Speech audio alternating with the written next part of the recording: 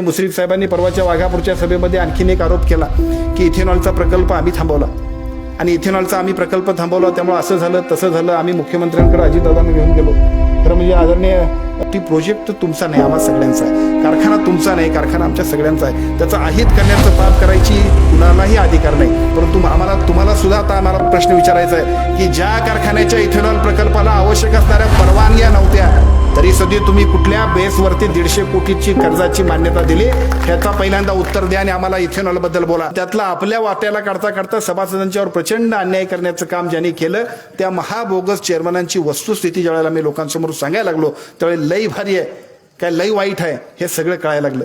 आणि या सगळ्यांच्यामुळं निश्चितपणाने या कारखान्याच्या परिवर्तनाची भूमिका आम्ही ज्यावेळेला घेतली ती भूमिका बघता बघता सभासदांच्या मनात बसली आणि आता निश्चितपणानं एकूण सगळ्या प्रत्येक सामान्य सभासदांच्या पासून ऊस उत्पादकापासून ते शेतकऱ्यांच्या प्रत्येक बांधावरती सुद्धा या बिद्री कारखान्याच्या ऑडिट रिपोर्टची चर्चा चालू झाल्याने त्यातनंच हे परिवर्तन होणार आहे याची निश्चित खुणगाठ बांधून प्रत्येक सभासद आमच्या सगळ्या प्रक्रियेमध्ये सहभागी झालाय. त्या सगळ्या माणसांचा विश्वास संपादन करूया. आम्ही सगळेजण जे बोलतोय त्याची वस्तुस्थितीची शहानिशा सुद्धा करूया. कारण आम्ही लोक सुद्धा असंच मोठं बोलत असू, आमच्या स्वार्थासाठी बोलत असू तर त्याची सुद्धा शहानिशा करूया आणि पुढच्या टप्प्यामध्ये निश्चितपणाने आपण सगळेजण पुढे जाऊया.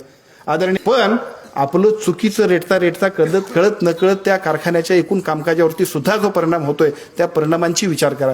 आदरणीय मुश्रीफ साहेबांना मीच विनंती करू इच्छितो, एखाद्या आमच्या अलीकडच्या काळामध्ये म्हैस प्रकरण आपण करतोय, गोठा प्रकरण करतोय, केडीसी बँकेतनं वेगवेगळ्या पद्धतीची प्रकरणं करतोय.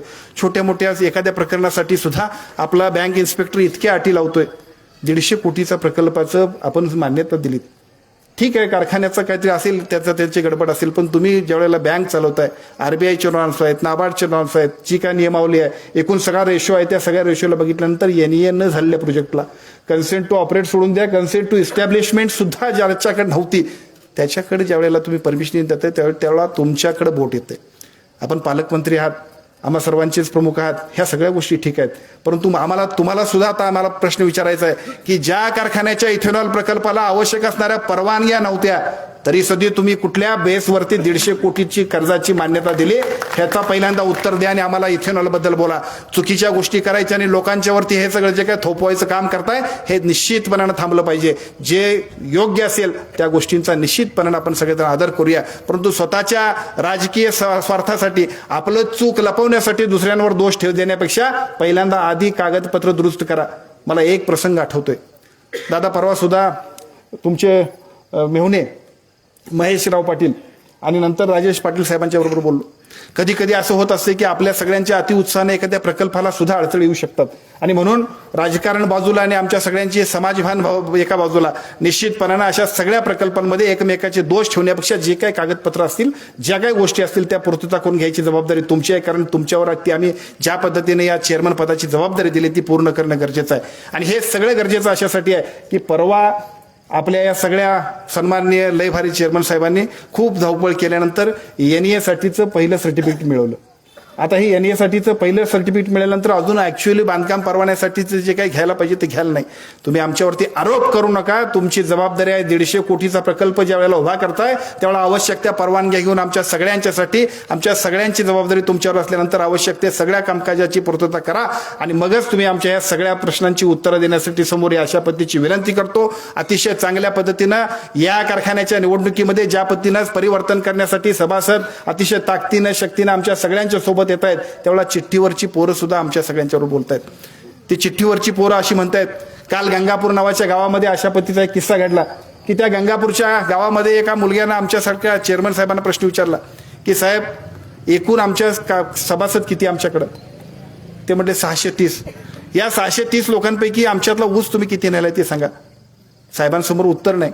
अहो ऊसच नेला नसेल तर तुमचं कामकाज आम्हाला सांगायची गरज काय? प्रश्न क्रमांक 1. आणि प्रश्न क्रमांक 2 त्याचा होता की चिठ्ठीवरची मुलं आहेत, इतकी वर्ष काम करतात, कोण 10 वर्ष काम करतोय, कोण 15 वर्ष करतोय, कोण 20 वर्ष कोण करतोय, कोण 22 वर्ष करतोय, यांच्याबद्दल तुम्ही काय करणार सांगा. ते म्हटले कालची तुम्ही भाषणात आम्ही ऐकलं नाही, 90 दिवसात सत्ता आल्यानंतर मी परमनंट करणार आहे, नोकर भरती करणार आहे. ते म्हटलं की 22 वर्षाचं त्यानं उठवलं एकाला, हे म्हटलं 22 वर्ष झालाय.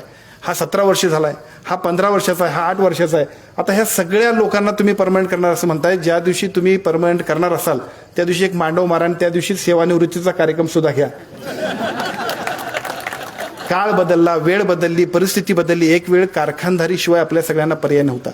या कारखानदारीच्या जीवावरती तुमचं आणि आमचं अर्थकारण फुललेलं होतं. पण आता परिस्थिती बदलली, झोनबंदी सुद्धा उठली. त्यामुळे आता कुठल्या कारखान्याला कोणी ऊस घालावा या सगळ्या गोष्टींबद्दलचे सगळे निर्बंध उठले. त्यामुळे आता ह्या सगळ्या परिस्थितीमध्ये लोकांना फसवण्यापेक्षा, तरुण पिढीला फसवण्यापेक्षा वस्तुस्थिती सांगा, माझ्याकडे होत नाही, तू कुठंतरी जा बाळ म्हणून सांगितलं असतं तर त्याचं आयुष्य फुललं असतं. पण त्याला तुझं बघतो हे म्हणायची जी काय पद्धत आहे. राष्ट्रवादी युवक काँग्रेसचा तालुका अध्यक्ष मी होतो आणि माझ्याबरोबर एक सहकारी होता, पळशिवण्याचा कदम नावाचा गोट्या कदम मला भेटला की अध्यक्ष म्हटलं, मला त्यावेळेला अध्यक्ष म्हणायचे, मी राष्ट्रवादी युवकचा अध्यक्ष होतो. गोट्या म्हटलं, अध्यक्ष आता बाकीचं काय नको, तुम्ही एक काम करा म्हटलं, चेअरमन साहेबांना सांगा, KP साहेबांना. आणि आता 22 वर्ष झाली मला, आता माझं वय संपलं, आता माझं पोरगं मोठं झालं, त्याला तरी नोकरी लावा म्हणा.